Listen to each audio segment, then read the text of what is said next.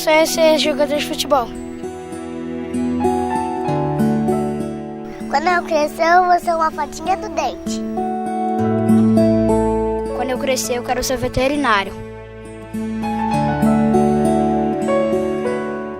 Meu sonho é ser uma atriz.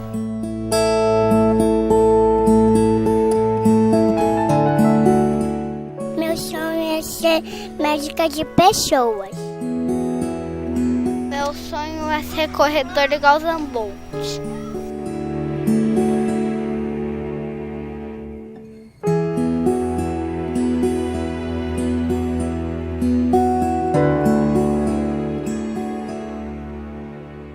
O sonho é uma visão futura, né, de algum objetivo, de algo que você queira realizar na sua vida.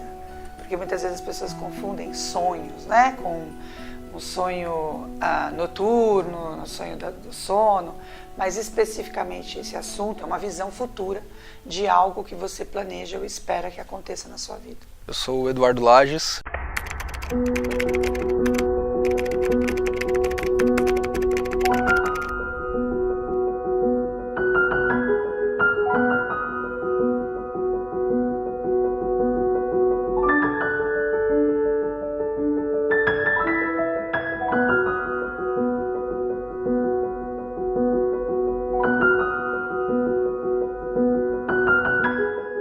Meu nome é Marina Capretivec.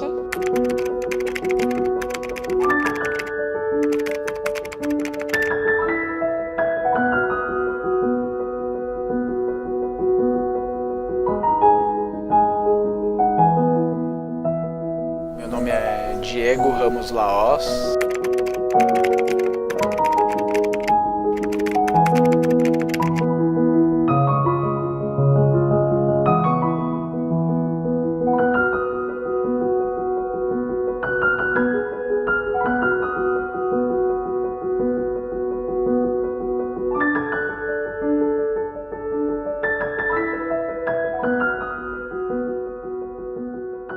A importância do sonho para o ser humano é justamente um instinto de preservação.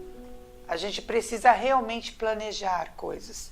A nossa primeira fase, né, que a gente chama de inteligência primária, isso não fica muito bem resolvido. Por isso que a gente se mete em muitas confusões, a gente se machuca, a gente se mete mesmo em situações que você não consegue às vezes sair. Porque não houve um planejamento. Eu, particularmente, acredito que é mais por um instinto de preservação que a gente começa a sonhar.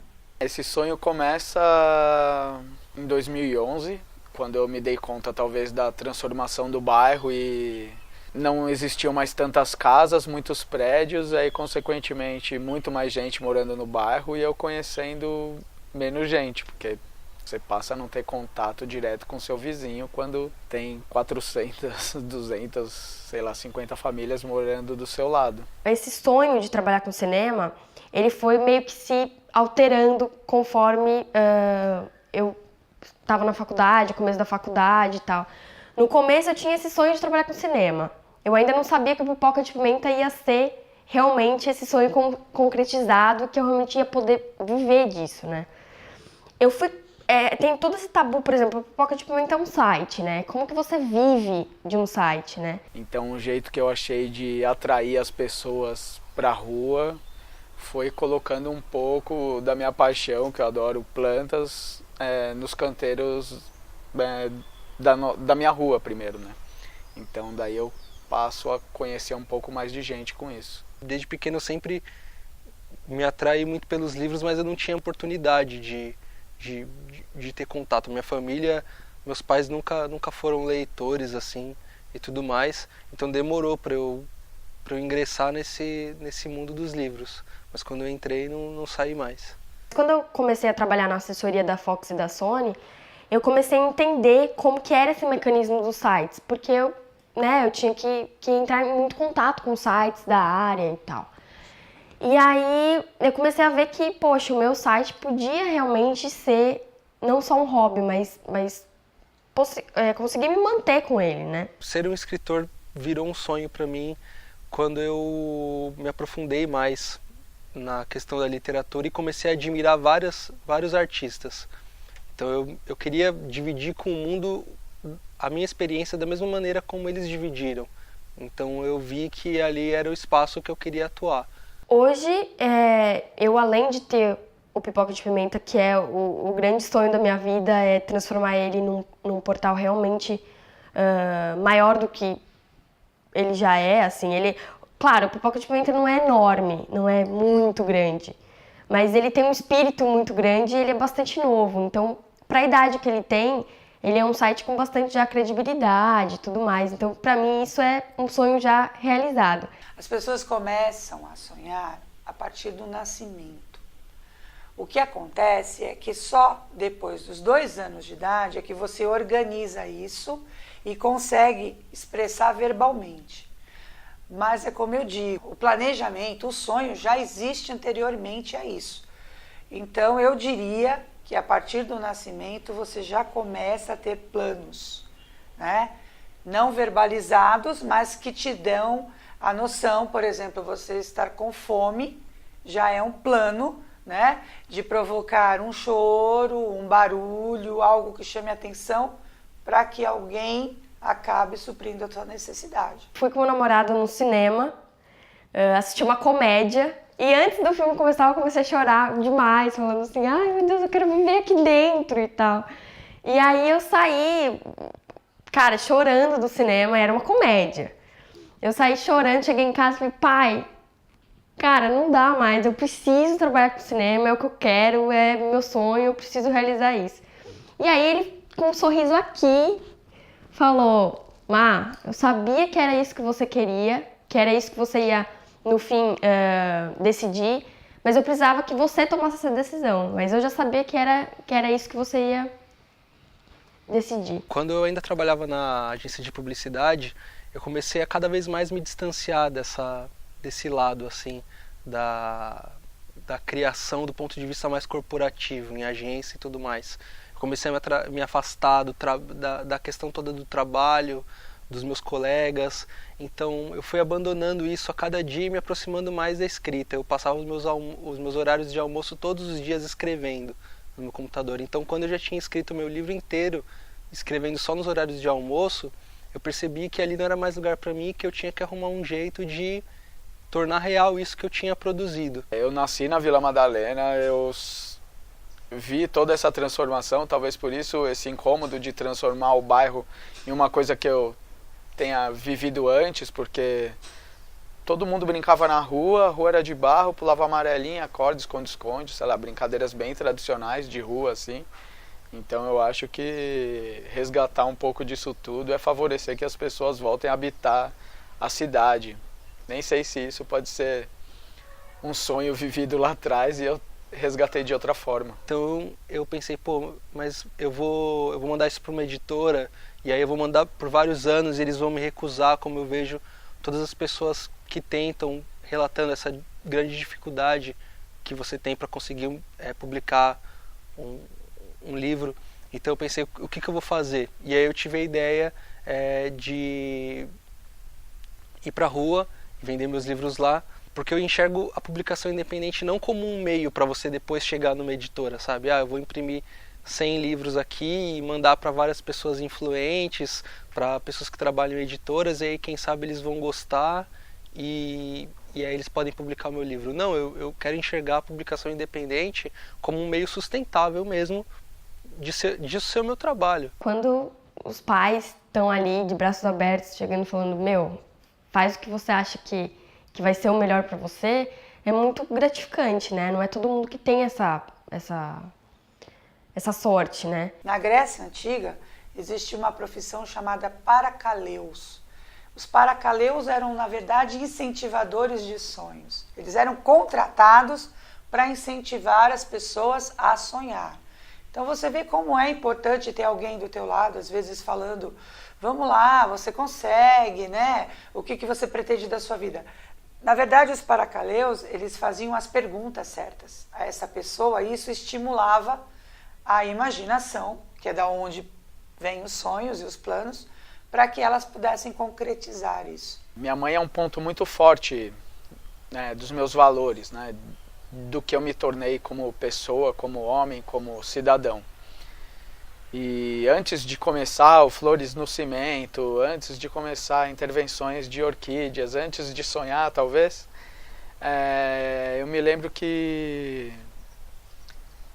a primeira vez que eu saí na rua para plantar foi porque eu queria mudar o caminho da minha mãe para o trabalho. Porque minha mãe trabalha de segunda a segunda. Foi, pô, que chato, né? Ter que sair de casa todo dia, fazer o mesmo caminho, e daí eu comecei a mudar o caminho dela de alguma forma. Os meus pais e a minha família, quando eu tive a ideia de ir pra rua e escrever, eles a princípio não me apoiaram assim muito. Eles tinham bastante receio, porque eu trabalhava numa agência de publicidade e cursava o curso de design.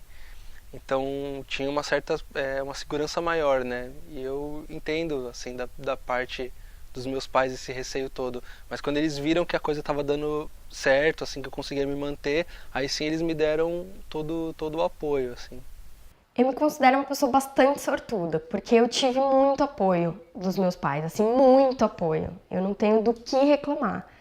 E tive muito apoio do meu namorado, dos pais do meu namorado, assim, foi assim, um clã que me ajudou muito para eu ir atrás desse meu sonho, que sempre foi trabalhar com cinema. Que inclusive foi muito da época que eu tinha síndrome do pânico, porque os filmes me ajudavam muito a sair daquela vida que eu estava tendo tão tenebrosa, né? O sonhar contribui para a saúde porque ele está ligado intimamente à imunidade. Então, é óbvio que quem tem o hábito de sonhar, ele consegue melhorar a sua imunidade, a sua autoestima, que a gente falou. O que é que acontece muitas vezes? A pessoa que não sonha, ela não tem como estimular a parte hormonal dela, né? A parte da serotonina, da endorfina. Então, ela começa a ter uma degradação da própria saúde. É nítido isso, né? A gente vê muito relacionado à depressão. A gente acha que a depressão é uma doença apenas emocional, mas não, ela também é fisiológica, porque ela tem alterações, né, hormonais que muitas vezes são provocadas pela falta do sonho. Hoje a gente está vivendo uma realidade muito dura, que é o aumento do suicídio. Esse aumento do suicídio está relacionado à falta dos sonhos, falta de objetivos, falta de planejamento ou de planos para a própria vida. Então a gente percebe o quanto isso pode interferir, sim, na saúde do ser humano. Eu fui diagnosticada quando eu tinha 12 anos e foi uma época bastante difícil, porque naquela época ninguém sabia direito o que era isso, né? A depressão, a síndrome do pânico, todos esses problemas psicológicos, eles vinham sempre como um tabu, né? Então foi bem difícil naquela época, a minha própria aceitação em relação a esse problema. A depressão e a falta de sonhos, elas têm uma relação, muitas vezes química, pode acontecer, outras vezes emocionais mesmo. O que costuma acontecer é que as pessoas confundem depressão e tristeza profunda. A tristeza profunda, ela tem os mesmos sintomas de uma depressão, porém não tem os efeitos fisiológicos, quer dizer, não há uma falta de serotonina ou de algum outro hormônio relacionado ao prazer.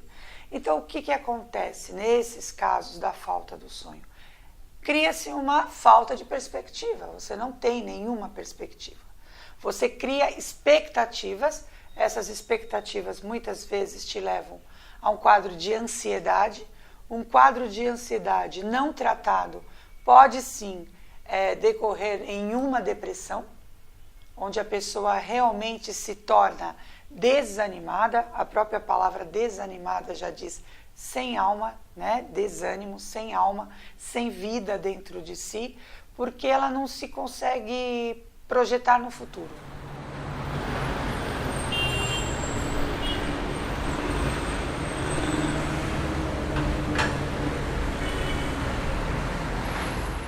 Eu acho que as pessoas que, assim como eu, sonham ou têm uma necessidade de se expressar, de escrever ou de trabalhar com a expressão, que eu falaria é que você tem que correr muito atrás e tentar arrumar meios alternativos, porque todo mundo fala, no Brasil a arte não tem espaço, no Brasil não dá para você viver da arte, no Brasil tal. E não é mentira, é verdade mesmo. A gente não tem uma estrutura no Brasil que possibilita que os artistas simplesmente cheguem, façam o seu trabalho e tenham uma carreira de sucesso e que consigam se manter com isso. Então, no Brasil, eu acredito que seja vital que os artistas quebrem um pouco a cabeça pensando em como eles mesmos podem viabilizar o seu trabalho. Então, assim, o meu caso a minha história foi essa. Eu olhei o ambiente tipo da literatura nacional, eu vi que ninguém estava conseguindo viver disso e eu pensei, nossa, como eu vou fazer para conseguir viver disso? E eu tive a ideia de ir para a rua. O que eu falaria para as outras pessoas é que não se limite a fazer só o seu trabalho artístico. Você tem que, em algum nível, ser um camelô de você mesmo. Eu sei que eu levei isso um pouco ao pé da letra demais, mas em algum nível todo escritor ou todo artista no Brasil tem que ser um pouco camelô de si mesmo. Dar um pouco a cara para bater. A diferença entre fé e esperança. Bom, para mim, a esperança deve ser a primeira a ser morta, né? A paulada, eu costumo dizer isso para quem me conhece. Por quê? Porque a esperança é um sentimento, não é uma virtude. E por si só, ela pode paralisar a vida de alguém, estagnar realmente a vida, a carreira, enfim, de uma pessoa. A fé já é algo muito mais profundo. A fé é o desejo, a esperança é a vontade. A esperança pode tornar uma pessoa negativa porque ela traz com ela 3 sentimentos que passam despercebidos pelas pessoas por acreditarem que a esperança é um sentimento nobre, é um sentimento que nos realiza. E quais seriam esses sentimentos, né? Primeiro, a pessoa se torna ignorante, porque a partir do momento que você espera por algo, significa que você não tem aquele algo e nem sabe se vai ter. Então, a gente começa a imaginar que uma pessoa que espera por algo, que não sabe se um dia vai ter, sequer se existe ou se será possível, ela não sabe e não tem certeza de nada. Então, ela se torna ignorante. Ela se torna impotente diante da esperança. O que eu falaria para uma pessoa que tem um sonho e não concluiu ainda? Eu vou tentar não ser clichê. Tentar falar algo que não seja clichê. Apesar de ser um pouco... É aquela coisa, né? Você não pode desistir. Porém, não adianta só não desistir. Você precisa ter a determinação suficiente para encarar algumas coisas, sabe? Então, você observar, você ir atrás de pessoas que estão naquela área. Isso é importante. Não adianta você só sonhar e você ficar esperando as coisas acontecerem. Você realmente precisa batalhar para isso, senão elas não vão acontecer. Não importa o que você precisa ir atrás mesmo. E quando ir atrás não é só falar, poxa, eu quero isso, eu quero aquilo. Não, é encontrar pessoas que conseguiram realizar o que você quer, que estão na área que você quer, que de repente possam te ajudar. Porque não adianta você só sonhar e você não ir atrás disso. É um exemplo que eu sempre dou, é o do ponto de ônibus. Falo, imagina você perdido em algum lugar, querendo voltar para sua casa, com fome, com frio, desesperado, né, sentindo dores, andou demais e tal. De repente você vê um ponto de ônibus. Hoje em dia é fácil identificar um ponto de ônibus, que tem uma cobertura e tal. Na minha época não era fácil assim. Na minha época era um pauzinho pintado de branco e azul e você supunha que ali fosse o ponto de ônibus. Pressupunha-se também que passaria um ônibus que te levaria para casa. E eu vou para lá com muita esperança, mas ignorante, porque eu não sei se vai passar o ônibus que me leva para casa, se aquele ponto de ônibus é ativo, né? Então estou ignorante e aí chego lá no ponto de ônibus totalmente esperançosa. 5 horas depois, meu ônibus não passou nenhum outro meio de transporte, eu começo a me sentir enfraquecida, impotente e chateada, né? Eu falo, poxa, eu vou resolver essa situação. Eu vou sair daqui, eu vou pedir uma carona, eu vou a pé, eu vou fazer algo para mudar a minha atual situação. A coisa acontece de um modo que me enfraqueceu, que eu não tenho condições de sair, condições emocionais para sair do ponto de ônibus. Eu falo, poxa, se eu já estou aqui há 5 horas, vai que eu saia e esse ônibus resolva passar. Por continuar ignorante, eu me enfraqueço, perco potência de atitude e não saio. Aí passado mais lá 2 horinhas, já são 7 horas esperando algo que eu não sei se existe, né? Sem coragem, sem força para sair do local. É óbvio que o próximo sentimento é tornar a minha vida casta, uma vida sem prazer, sem alegrias. Ninguém, sem consciência, fica 7 horas esperando por algo que não sabe se vai existir e continua feliz e continua alegre. Então, esta é a pegadinha da esperança. Todo mundo que tem um sonho, ela tem que acreditar na realização dele e, acima disso, ela tem que planejar, sabe, a realização desse sonho. Porque, às vezes, a gente sonha muito estaticamente. Eu acho que a gente tem que viver o nosso sonho e correr atrás dele e ir para cima mesmo. E como que eu vou resolver tudo isso? E, às vezes, o nosso sonho é o sonho de mais pessoas, né? Então, eu acho que às vezes a gente guarda o nosso sonho pra gente, né? A gente fica vivendo sozinho o sonho. Eu acho que quando você coloca pra fora de você, pode ser o sonho de muita gente. E aí você ganha força e aí fica mais fácil de realizar tudo isso. As pessoas que realizam sonhos são pessoas que têm fé. Porque na fé exige-se coragem. Você acreditar em algo que você não tem a necessidade de ver, precisa de muita coragem. Já não acontece na esperança. Na esperança, a gente se acomoda. Na esperança, o sentimento que está por trás é o medo. Medo de ir além. Medo de fazer algo para mudar a situação. Então, eu entrego isso à esperança. Vamos esperando que a coisa melhore, que o ônibus passe, que alguém me dê uma carona, enfim. Mas me impede de agir. Então, essa é a grande diferença. Os sonhos, eles realmente estão ligados à fé.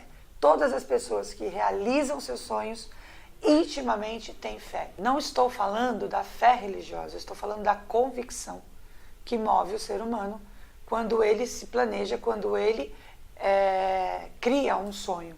Ele não espera acontecer, ele vai lá e faz acontecer. Enquanto a gente sonhar sonhos individuais, a gente nunca vai privilegiar algo coletivo. E se nunca nada coletivo for privilegiado, a gente não vai transformar nada. A gente vai transformar uma bolinha, que é a gente.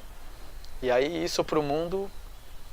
Lógico que os sonhos individuais, eles são super importantes, sabe? Os sonhos pessoais. Mas eles tornam-se possíveis e mais palpáveis se a gente pensar num coletivo maior. Sonhar é a mesma coisa que existir.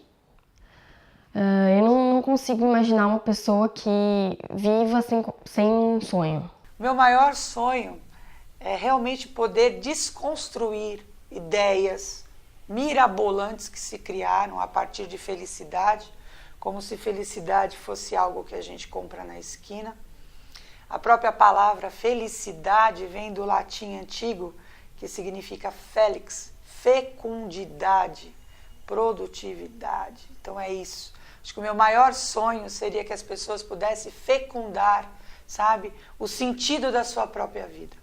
Que pudesse realmente realizar ali essa última busca de um ser humano, né? Que é a felicidade, que ela pudesse entender isso, que a felicidade não está em nenhum local, que a felicidade está realmente no que ela dá sentido, do que a pessoa faz com a sua vida, que é fecundar. É isso que o ser humano não tem feito. O ser humano hoje, ele tem fome, mas não é capaz de fazer um arroz para comer. Eles estão só idealizando coisas e não estão realizando. Então, acho que o meu maior sonho é ver as pessoas com a mão na baça, realizando, né? Fecundando pensamentos, sonhos e desejos. Nós sabemos que a vida é o que nós temos de mais precioso. Podemos compará-la a um livro com início, meio e fim. E no decorrer desse ciclo de vida, plantamos sonhos que nos motivam a viver. Regamos esses sonhos com fé e com nossos esforços fazemos com que ele cresça e dê frutos, porque para sonhar basta existir.